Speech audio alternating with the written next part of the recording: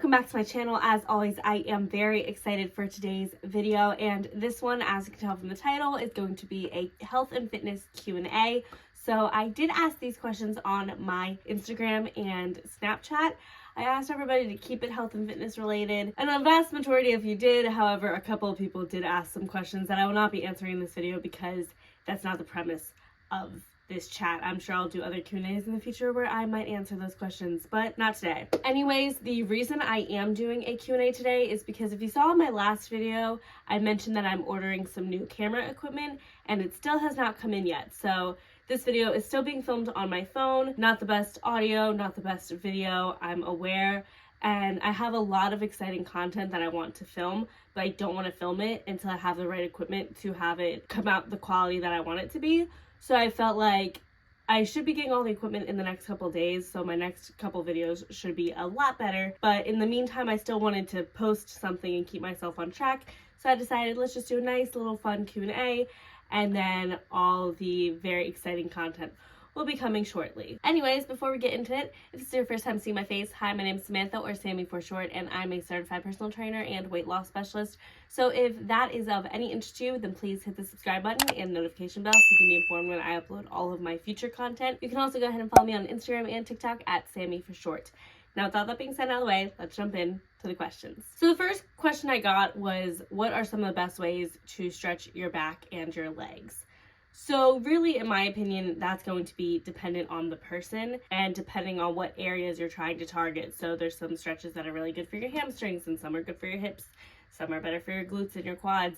Some are good for your calves. So I can't just give one like, oh, this is the best lower body stretch and this is the best back stretch. It depends on what you're looking for. The most important things about stretching, though, is that you're stretching both before and after your workout. So before your workout, you want to be doing dynamic stretches, which is also called active stretching, which is when you are moving through a stretch as opposed to just holding something for 30 seconds. So I'll put some examples on the screen for you. But some great dynamic stretches to do before a workout when you're working your lower body could be hip circles, lateral lunges, squats to forward fold, a low lunge to a runner stretch, active banded calf stretches, and active banded hamstring pulls, just to name a couple. And then for your back, you could do cat-cows, a dowel twist or a PVC pipe twist, active side body stretch, active all fours twist, and active up dog to down dog. And then when you're done your workout, you want to do what's called static stretches, which is when you're normally thinking of stretching, that's what it is. It's holding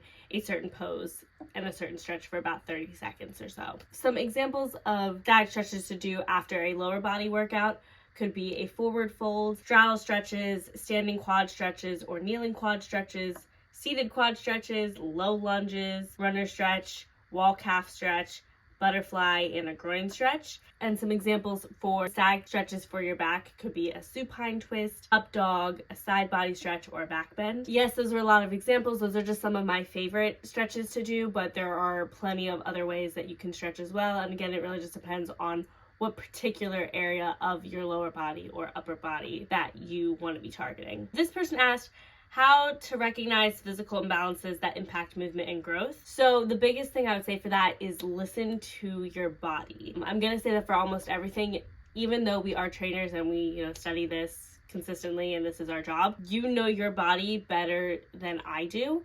So I can't just tell you, oh, this is exactly wrong. I might see it, I might be able to sense it, but at the end of the day, I'm still gonna ask you how you feel with each movement, or have you noticed this thing in your body. But really quick, I want to go over what a body muscle imbalance is.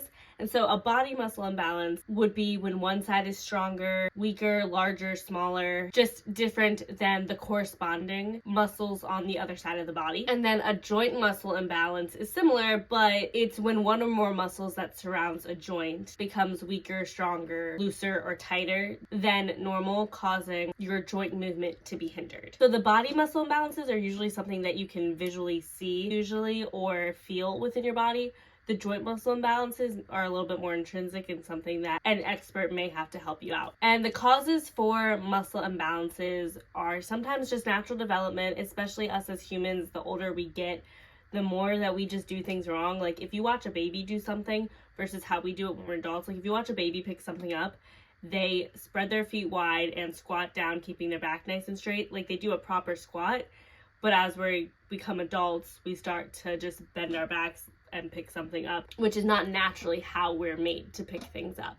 So a lot of times I always tell people, like, look at how a baby does things, because they're usually doing it a lot better than us as adults are, just because naturally over time as we evolve and grow, we just become lazy. And then another cause could just be daily activities like your job, sitting for long periods of time, having bad posture. If you are exercising and you're not exercising properly, meaning you're not working both sides equally, it is important to do both unilateral and bilateral movements. Bilateral meaning you're working two sides, unilateral meaning you're working one. It's important to make sure you're incorporating both into your workout routines. That way you're able to help strengthen any imbalances that may be found in one side of your body. I'll leave a link up here to a video that I did all about bilateral and unilateral movements. With that, another cause could be improper form with exercise. So that's again why you have trainers to help look at you, spot you, make sure that your form is correct, make sure your alignment is correct. Not every day is going to be perfect. I'm not going to say my form is always perfect, but I would say that I have like 98% of the time it's pretty spot on, and I can help you, or any other trainer could help you, just to, if you can't see exactly what you're doing, even though there's mirrors in the gym, even if you can't see what you may be doing wrong, have an outside source help you correct your form so that one side's not overcompensating for the other. Having a muscle imbalance can cause limited mobility. It could cause pain. It can actually show an unbalanced appearance, maybe one shoulder's higher than the other or something like that, and it creates instability in your body. Instability is the key factor in almost any exercise or stretch that you do, and it's very important, especially the older that you're getting. We want to make sure that we're very stable. A great way to test to see if you have any imbalances is an FMS screening, which is a functional movement screening. I believe I've done a video on that, so I'll leave a link up here. If I have not, then I will be sure to do one very soon. But it takes you through several different movement patterns where a trainer is looking at you and able to see which side may be stronger, which side may be more dominant, which side is a little bit weaker, which side's more flexible, a whole bunch of different things, so we can just kind of see where you're at if you're not sure for yourself. There's also other forms of testing for this as well. Some great ways to help fix this is just through correctional exercises and adjusting your form. The next question I got was, are early morning workouts better for you? Now here's the thing, there's no real science that backs up that a morning workout is going to get you more fit than a night workout.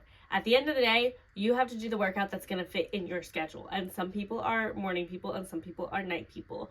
I do a little bit of both. Sometimes I love working out at night because I just feel like I'm in my zone and like nobody's in the gym and it's really nice. And sometimes I like my morning workouts because I just feel like I have so much more time for the rest of the day, and I feel like I started my day on the right foot, and I'm going to hit the ground running and do more healthy habits for the rest of the day. Sometimes I do a midday workout. It's not often, but it will get done if I absolutely need it to. So really, it's just whenever it fits in your schedule is the best time to do it. And again, how it makes you feel. Some people feel amazing with morning workouts. Some people struggle to get in the gym. And if you need to come in the evening after work, that's what you need to do. I had a client who we would work out in the mornings together, but when she worked out on her own, she said she loved going to the gym at 10 o'clock because nobody's in there, and she's a night owl, and she just loved doing that, and then it would help her get to sleep that night. Depends on the person and the circumstance. Now, I will say again, the benefit of working out in the morning is that it generally does allow a lot of people to feel like they have already accomplished something first thing in the morning, and it does subconsciously allow many people to create healthier habits throughout the day. But again, it's not a necessary thing to do. The same person also asked, are there any benefits of short breaks between sets? This depends on what you're doing. Say you're doing high sets with heavy weight, then you're going to have to take a longer break in between sets to effectively get through the exercises. This is usually when people are doing, like, say squats, for example. So say they're doing 5 sets, and for each set they're increasing the weight and decreasing the reps. Then they're going to take a longer break the more weight they're lifting, because it is a lot more taxing on your body physically. So when you're doing heavier weight and when you're doing higher sets, I definitely recommend to take longer breaks during your workout. This could be anywhere from a minute to 3 minutes, depending on the person and the exercises and the weight that they're using. If you are performing a lower weight and or cardio based exercise, then that's when you can do shorter durations. And especially if you're doing something like a HIIT cardio workout, then that's when you take very short breaks in between. Or if you're doing EMOM exercises, which is every minute on the minute, then when you do something like that, and I'll do a whole video on it, You basically perform an exercise with a timer going on for a minute. Say you have to do 15 reps of it, however much time it took you to do those 15 reps, whatever you have left in that minute is your rest, and then you go on to the next thing. So again, more body weight or lightweight exercises, cardio-based stuff, it's totally fine to have those shorter breaks in between. And when you're lifting heavier weight, usually it goes for longer. Now, again, it is dependent on the person and how you are feeling. Somebody with asthma may just have to take longer breaks in between to catch their breath or feel better with themselves. Or if you have some type of injury, you may need to take a little bit longer. So again, like I think the biggest point I'm going to be bringing up in this video is to listen to your body and do what feels right for you. Also, supersetting an exercise changes the dynamic of things, because that means you're doing 2 exercises back to back with minimal to no rest in between. And then after you've performed those 2, then you take your rest time, which could be anywhere from 45 seconds to maybe 3 minutes, depending on what you're doing. Do you use pre-workout? And if so, what kind? So I do use pre-workout. I have done videos on this before, as well as TikToks and Instagram stories. So I do work with the supplement company EPN. It stands for Enhanced Performance Nutrition, and I do genuinely love their products. I sell them myself. I also have a discount code that I'll leave right here, SReynolds10. You can get 10% off at checkout, or you can message me and purchase directly from me if that's something that you're interested in. I personally love their pre-workouts. I think all the flavors are really good, and I personally never really had an issue with pre-workouts or caffeine, and I'm not somebody who drinks caffeine ever. I don't drink coffee or anything like that, and it's never given me the jitters. I feel like it gives me, like, it just naturally increases my energy, and then there's a slow decline in energy. I don't feel like I ever crash when I take it. I've never felt jittery when I took it or anything like that. And the flavors are all really good. As for the protein powders, again, I think all the flavors are so good. And it's not very powdery. Like, if you shake it up well, there's not too many chunks in there. I know you can get that with some protein powders. It also, I've personally never had issues of any protein powder affecting my stomach, and this one has not done that whatsoever. They do have vegan and whey protein powders, so they have different options depending on your dietary preferences. I also love their collagen powder. I like to take that for hair, skin, and nails. They also have creatine. I have not had that yet, but I'm sure it's just as good as all the other products. They also have some thermogenic fat burners, which I'm not necessarily going to get into my opinions on thermogenic fat burners, but they do have that if that's something you're interested in. They have amino acids and so much more. So again, I'm going to leave all their information down below. Use my code if you would like to. But yes, so I do take pre-workout, and I will say I don't take it all the time. I honestly take it more, I think, for car rides than I do at the gym, just because I naturally like to work out and have energy to work out. But the drive to get to the gym to film videos, because I work out at 3 different gyms, and they all have multiple locations. So I work out kind of wherever I want to, depending on the day, and that gives me motivation. But one of the ones that I work out at the most to film videos and TikToks for you guys is 45 minutes away, and I usually go film at nighttime. So I usually end up taking my pre-workout for the car ride to get there so I don't fall asleep. But it gives me a lot of energy for that car ride, and then I still have continued energy to get that workout in. So I probably take pre-workout about 1 to 2 times a week. Protein powder, I want to try and have it more often than I do. I usually just kind of forget, but that's also about 1 to 2 times a week. I would like to increase that to every time I work out, but we'll see. And the collagen I used to put in my green smoothies all the time, I've just been lazy and have not purchased anymore, and I really need to, because I want to see improvement in my hair, skin, and nails again. How often to switch up your workout split? So I would recommend anywhere from 4 to 8 weeks. Generally, it's between 6 to 8. And the reason I say 4 is because, especially when you're a beginner and working with a trainer or something, and we're trying to figure out where you are with working out, I might have you do something simpler, something more simple for the first 4 weeks. And once you've got the hang of that, then we're gonna start strong with what a real workout program should look like for you.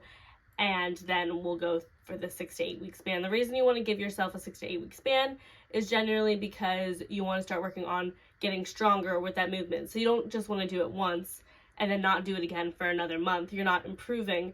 You're not allowing your body to get any better at that exercise. The only way you get better at something is if you're consistently working on it, and gradually getting better and better and stronger. Now, again, this can be circumstantial. Some people, I will switch up their workout programs when I can tell that they are getting bored with the gym or they are unmotivated to come to the gym.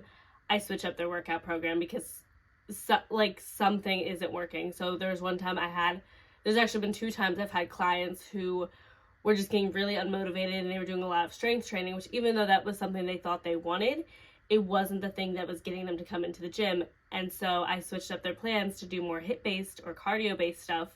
And now they absolutely love it, and they're always getting there, and they're excited to be there, and they're excited to work with me. And sometimes you do just have to switch up your program when your body and your mind is telling you that when you are unmotivated. And like, sometimes, again, like this whole thing I've been saying, you just have to listen to your body and you have to listen to your mind too. And like, if you're not feeling it, maybe it's time to switch it up. But you do want to stick to something for at least 6 to 8 weeks generally, especially if you're working on building strength. That way you can work towards progressive overload. What is your favorite workout split? Full body, push, pull, legs, etc. So my personal favorite workout split for my goals, I do love working lower body. I'm trying to get a nice butt. So my personal favorite is I do a 5-day split generally, 5 to 6 day split depending on what I'm doing. And I'll explain that, and I'll explain why there's a 6 day in there. In the gym, 5 days a week. I like to do glutes and quads, then a push day, so chest and triceps and shoulders, and then glutes and hamstrings, and then a pull day, back and biceps. Those are my 4 solid days I always do.